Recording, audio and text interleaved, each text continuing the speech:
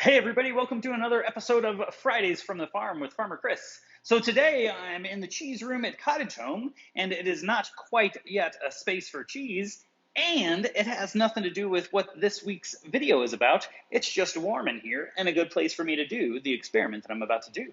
So we had a bunch of snow this last week, and we talked about the snow in the video, but now, this week, we're going to talk about after snow, all of the things that happen after it has snowed and the temperature changes, and then the snow has to go somewhere. And I just think there are a lot of kind of cool things to explore with this. And so we're going to do a little experiment where we kind of talk about the conservation of mass and then the change in volume. Also, of course, I got to find something curious to get curious about. And then maybe we'll find our way to some chickens to do a few jokes with Robin. But I hope you all are having a terrific day and that you enjoy this scientific exploration that we're about to go on and getting curious with us and being jokeful. Have a great week. All right. Hey, everybody. Welcome to this science experiment. So what I've done is I went outside and took shovelfuls of snow and put it inside of this bucket.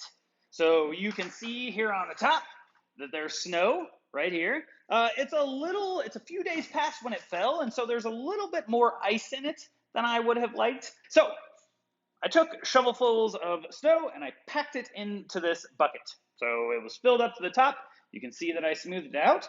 Here on the side are some measures of volume. We have it both in quarts and liters. We'll use those later. But what you can see is that right now, this is filled to the top.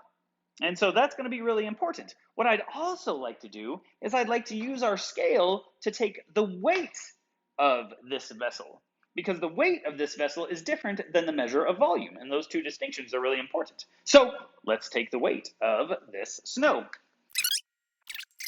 So 31 pounds, 12.4 ounces. That's important that we remember that number because I wonder if it will change.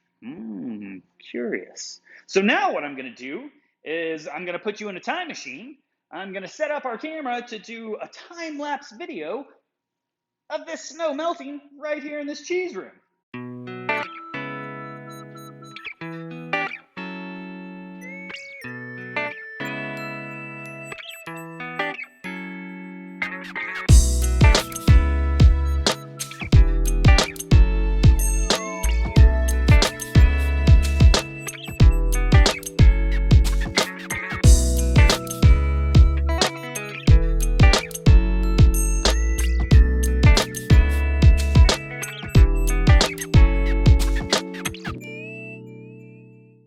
Good morning, everybody. Well, it seems that time-lapse videos that take really long times to film require light. And if the light turns off in the middle of it, the movie doesn't work out. And if your phone doesn't have enough memory to take a really long video, it doesn't work out. And so such is the way of creating content like this sometimes, but we can still take a look at our ultimate results. So down here in this bucket of snow, we now see the remnants of kind of what was blown around after the snowfall, maybe some stuff that I picked up with my shovel. But what we do notice is that it does not seem to be at the same volume as before. If we take a look at our measure here on the side, when we first started, we were all the way at the top, and now we're down below 16 quarts. And so the volume changed, and I believe that has to do with the amount of air inside. As snow falls and it stacks on top of one another, air is kind of built up and keeps pockets so that it doesn't compress. And so when we put it in this bucket and it melted, the air escaped and was not taking up any more of the volume. Now, let's check the weight. We're going to take our bucket of now melted snow and melted ice and put it back on the scale. And we are going to see that it is 31 pounds, 12.3 ounces. And if you remember, our measure yesterday was 31 pounds, 12.4. So I wonder what can account for that tenth of an ounce. Because when it snows, it looks like it's just, there's so much of it, but a lot of that is air. So just an interesting thing. I hope you enjoyed our experiment. Now, let's go get curious about other effects things have on melting snow.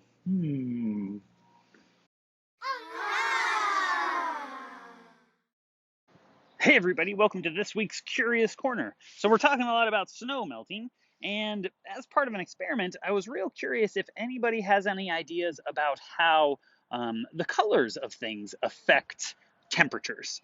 And so I want to do a little experiment. I have two things. I have this clear lid and I have this black lid. And what I'm going to do is I'm going to put them down on top of the snow and set a 5-minute timer. And then we'll come back and we'll check it after 5 minutes. And then we'll set another 5-minute timer. And we'll kind of keep checking in every 5 minutes, maybe for about 30 minutes, to see what effects these lids are having on the snow. So what we'll do is just right here in the snow, we're going to take it and we'll set that one down right there. And we'll set this one down right over there. All right, here we are at our first 5-minute check. Let's see if anything has changed. So looking under the clear, not any change that's noticeable.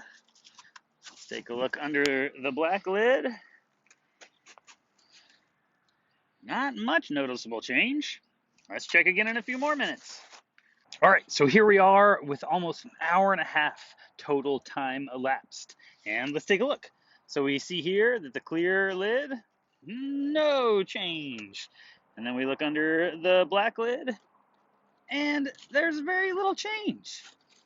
In all reality, there's not much has melted, at least not as much as I thought. And so this is one of those curious experiences where you have an idea of what the outcomes might be, and you have a hypothesis, and then you go to test it, and it doesn't necessarily come out that way. And so I guess my curiosity is, would you get the same result? Would you get a different result? What are some of the factors here that might have affected the outcome? And so some of the things that I do notice is that in my experiment, I noticed the shadow of the fence going across my lid, and so maybe that slowed the warming down a little bit. I also noticed that the edges have actually melted away from the edge of the lid, and so maybe there is more heat generation there, or reflecting off of the black surface. But I think it's really interesting that what I was curious about didn't come out as expected. I had something in mind.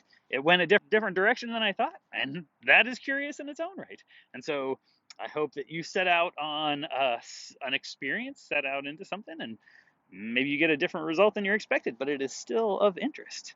Hope you've enjoyed this Curious Corner with me, and that you visit us next week. Take care.